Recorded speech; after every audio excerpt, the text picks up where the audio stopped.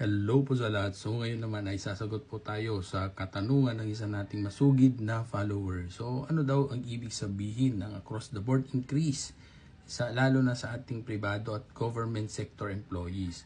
So maganda pong tanong yan. So ang sagot po natin dyan ay ang across the board increase ay isang term na ginagamit pareho sa government at private sector pero magkaiba ang paraan at batayan ng pagpapatupad.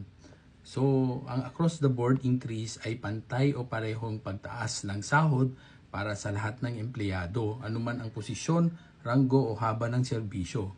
Ibig sabihin, lahat ay may dagdag sahod ng parehong halaga o porsyento. So, pag-usapan muna natin sa government sector. Ibig sabihin, isang uniform salary increase na pinagkakaloob sa lahat ng empleyado ng gobyerno, career at non-career. Pantay-pantay ang dagdag. Maaring fixed amount o percentage. So halimbawa, 3,000 across the board increase. So ibig sabihin lahat ng empleyado mula SG1 hanggang SG33 ay madadagdagan ng 3,000 bawat buwan.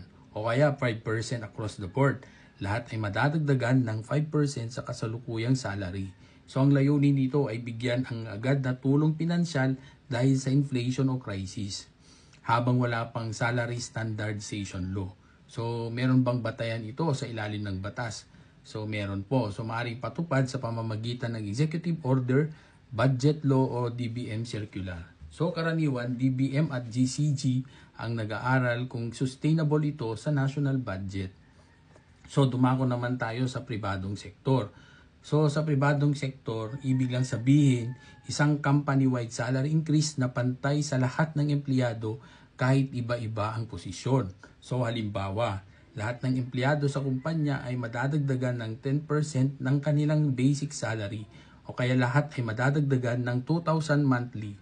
So ang layunin nito ay magbigay ng cost of living adjustment or COLA, reward o moral boost. So karaniwan din paraan ng management para iwasan ang reklamo o comparison sa pagitan ng mga departamento. So, ang batayan dito is ang desisyon ng management or yung nakasaad sa collective bargaining agreement o rekomendasyon ng HR department. So, hindi kailangan ng batas basta't sumusunod sa minimum wage law ng DOLE at regional wage board. So, I hope maliwanag po yan. So, Atty. Kid Castro po, panatag ang loob ng taong may alam. Hanggang sa muli.